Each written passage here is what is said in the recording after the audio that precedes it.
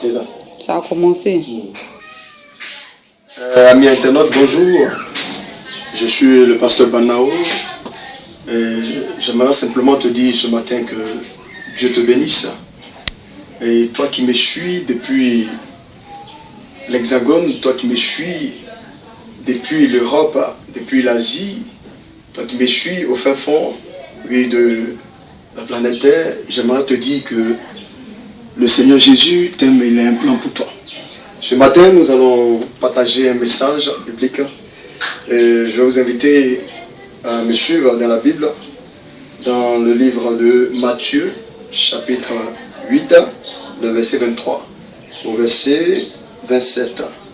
Il est écrit: il monta dans la barque et ses disciples le suivirent.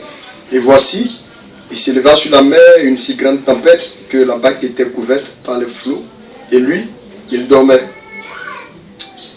Les disciples s'étant approchés, le réveillèrent et dit: Seigneur, sauve-nous, nous périssons.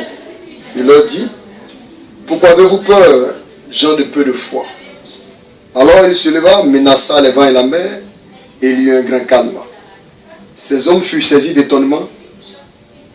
Quel est celui-ci, disait-il, à qui obéissent même les vents et la mer? Amen. Que les paroles du Seigneur soient bénies ce matin. Frère, vois-tu, j'aimerais t'exhorter sur un fait. Aujourd'hui, nous sommes plusieurs à être chrétiens. Aujourd'hui, nous sommes plusieurs, oui, à œuvrer dans les églises, mais sans toutefois connaître Christ. C'est pourquoi ce matin, toi qui me regardes, j'aimerais t'inviter à marcher véritablement avec ce Christ-là. Vois-tu, le passage inspiré de la Bible nous parle de Jésus qui était dans une pirogue. La barque, c'est une pirogue, une grande pirogue dans laquelle, oui, par le passé, oui, les hommes de l'Orient se faisaient la pêche, voilà, en quelque sorte. Et Jésus était dans la barque avec ses disciples. Et la Bible dit que, à un moment donné, le vent commençait à souffler sur la mer. Et tout le monde était terrifié. Et Jésus, lui, dormait. Il dormait vraiment parce que Jésus est à la fois Dieu et homme. Et théologiquement, on appelle cela l'union hypostatique de Christ, c'est-à-dire Christ humain et Christ Dieu. Et ce homme-là qui était fatigué, dormait. Et la Bible dit qu'il dormait. Donc en réalité, Jésus dormait. Mais ceux qui étaient autour de lui savaient que Jésus était le Fils de Dieu, mais ils n'avaient pas une entière confiance en lui. Et quand les vents ont commencé à menacer, oui, quand les vents ont commencé à souffler sur la mer, tout le monde était terrifié.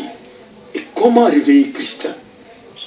Et la Bible dit qu'ils étaient paniqués.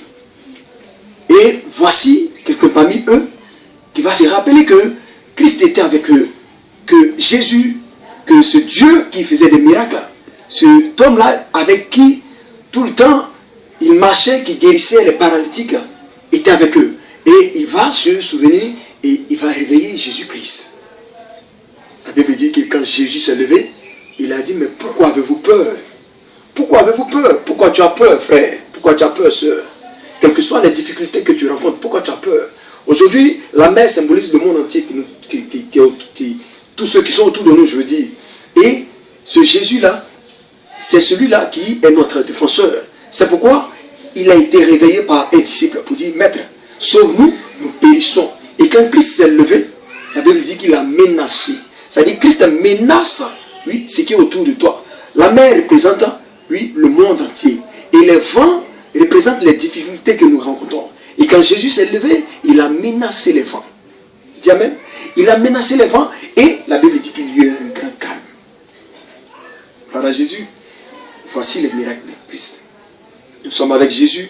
La barque représente l'Église. Donc toi qui n'es pas encore dans la barque, je t'invite à rejoindre la barque. Et toi qui es dans la barque, il faut savoir que tu es avec un Dieu, lui qui peut dormir, parce que c'est un homme. Et comment tu peux le réveiller? Tu le réveilles de par tes prières. Tu le réveilles de par ta foi. Et Christ, quand il se lève dans ta vie, il menace les vents et la mer. La Bible dit qu'il y a un grand calme. Alors ce matin, j'aimerais t'exhorter, oui, à marcher avec ce Christ qui menace les vents et la mer dans ta vie. marchons avec Christ. Choisis Jésus-Christ. Tu verras que les difficultés, le problème que tu rencontres aujourd'hui, ne serait-ce que par la prière, par le dévouement à l'œuvre de Dieu, de par le choix même avec la marche avec Christ, tu verras que ta vie sera bouleversée de façon positive. Alléluia. Alors ce matin, j'aimerais t'exhorter à marcher, à choisir ce Jésus. Jésus menace les difficultés dans nos vies. Réveille-le. Toi qui n'es pas encore dans la barque, rejoins la barque. Sois avec les disciples et marche avec Christ. Aujourd'hui, c'est peut-être la maladie qui te fatigue. Aujourd'hui, c'est peut-être, oui, le célibat. Aujourd'hui, c'est peut-être, oui, pour ceux qui sont en Europe, tu n'as pas de papier. Oui, mais laisse-moi te dire que Christ est là. Il suffit de le réveiller simplement. Et tu verras que la solution pour toi sera encore plus meilleure avec Jésus-Christ. Alléluia. Ce matin, j'aimerais te laisser tout en t'exhortant, oui, à marcher avec Christ, à demeurer avec Christ, car Christ est avec nous. Que Dieu te bénisse.